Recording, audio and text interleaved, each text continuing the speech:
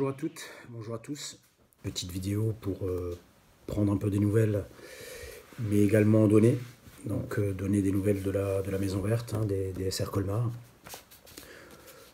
Pour toutes les personnes que ça intéresse, pour tous les amoureux du club, pour naturellement tous les licenciés, tous les membres, tous les éducateurs, tous les dirigeants, les bénévoles, nos supporters et nos partenaires. J'aimerais tout d'abord commencer par des remerciements. Normalement, on finit par ça. Là, j'aimerais juste remercier notre direction à travers nos deux présidents d'avoir été très réactifs dès l'annonce du confinement. On s'est réunis pour travailler sur l'avenir et puis évoquer un peu cette première partie de saison, se rappeler qu'on était au SR Colmar et que ce club était naturellement ambitieux, même si on arrive sur la pointe des pieds au niveau de cette division. Tirer un constat aussi un peu de la situation telle qu'elle a été jusqu'à maintenant, un peu difficile, notamment par rapport aux blessures. Donc c'est notre deuxième confinement, à nous de faire en sorte d'être meilleurs sur ce deuxième confinement. Donc les remercier de nous donner la possibilité de continuer à travailler, de rester en confiance. Et je parle naturellement là aussi au nom des joueurs, qui remercient, je les remercie à travers eux. Donc merci à vous de nous donner la possibilité, merci aux partenaires de vous donner la possibilité de continuer à soutenir ce projet tel qu'il est. Voilà. Petite explication concernant le mode de travail au sein du club. À travers la vidéo d'Arnaud Bay, vous avez pu vous apercevoir qu'on avait déjà organisé les choses au niveau général. Donc effectivement, on a fait redescendre un certain nombre de choses sur les responsables de pôle, sur nos 4 pôles principaux qui sont le pôle féminin, pôle formation, pôle préformation et le pôle foot animation. Des choses sont déjà en route sous la houlette d'Arnaud Bay, donc j'ai naturellement les retours réguliers de ce qui s'y passe. En ce qui concerne l'équipe première, on va tirer des enseignements du premier confinement naturellement, mais qui était plus long, donc plus difficile, vraiment plus difficile à gérer. Donc on a mis aujourd'hui des choses qui nous donnent la possibilité d'avoir un contrôle continu sur le travail effectué. Donc je remercie là Pierre Delagrange, qui est notre préparateur athlétique, pour ce qu'il a mis en place aujourd'hui et pour le suivi qu'il y pratique. Donc ce suivi est effectué par Pierre Delagrange, Arnaud Bay, et je récupère les données des séances. Donc l'idée, c'est de faire travailler les joueurs qui reviennent de blessures aussi à leur rythme. Donc c'est pas le même travail pour tout le monde, il est vraiment individualisé, donc ça va nous permettre peut-être d'avoir moins de surprises au retour de ce confinement. Ce confinement va aussi nous permettre de récupérer un certain nombre de blessés.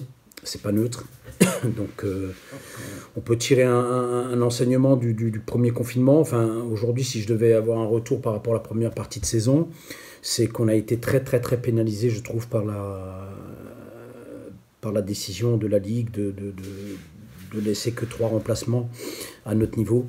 C'est vraiment très pénalisable pour les équipes de N2 et de N3, en sachant qu'à partir de la R1, vous pouvez rentrer-sortir, donc vous pouvez gérer ça un peu différemment.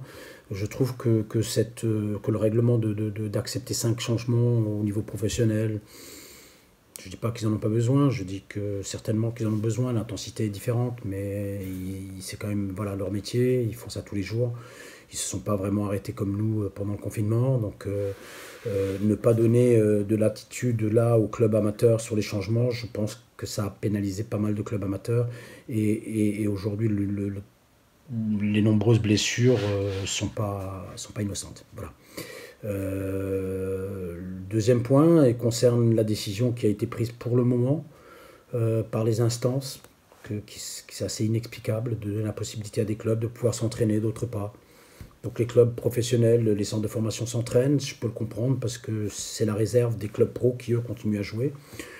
Mais des clubs amateurs qui ont, même s'ils ont 10 contrats fédéraux, ils ont un effectif de 22, donc est-ce qu'ils s'entraînent à 22, ils s'entraînent à 10? Est-ce que c'est respecté? Est-ce que c'est contourné? Est-ce que ça ne donne pas la possibilité là, encore une fois? Voilà. Mais donc, encore une fois, ça a apporté des disparités qui sont pas... Voilà, donc ça veut dire que chez nous, Mulhouse va s'entraîner, puis les 3 clubs pro vont s'entraîner, et puis ceux qui vont avoir des contrats, alors est-ce que c'est des contrats fédéraux, est-ce que c'est des contrats civiques, est-ce que c'est... Tout ça, ça donne la possibilité de créer un flou artistique encore. Voilà. Moi, je pense que la décision devrait être prise pour tout le monde. Soit tout le monde peut s'entraîner, soit tout le monde s'arrête. Mais voilà. Mais encore une fois, l'essentiel n'est pas là. L'essentiel n'est pas là. L'essentiel est sur la situation sanitaire aujourd'hui. Et ça, c'est le plus important. C'est comment on peut combattre tous ensemble cette saloperie qui nous prive des joies simples du quotidien. Et je peux en parler parce que j'en sors. Voilà, ça fait 15 jours. J'en suis pas complètement sorti, donc on pense toujours que ça arrive qu'aux autres. Croyez-moi, prenez soin de vous, prenez soin de vos proches, protégez-les, protégez vos proches qui peuvent sembler être fragilisés. N'hésitez pas parce que respectons les gestes barrières. C'est ce qui va nous permettre de nous retrouver le plus vite possible autour d'un terrain. J'ai une pensée émue aussi pour toutes les familles qui ont pu perdre un être cher pendant cette pandémie. Donc je pense très fort à eux. Je donne rendez-vous à tous les amoureux des SR Colmar et tous les supporters de football autour d'un rectangle vert à la fin de ce confinement. Donc rendez-vous pour nos supporters, nos éducateurs, nos dirigeants, nos bénévoles au stadium, j'espère le plus vite possible. Je vous embrasse, prenez soin de vous, allez les Verts, à très vite, au revoir.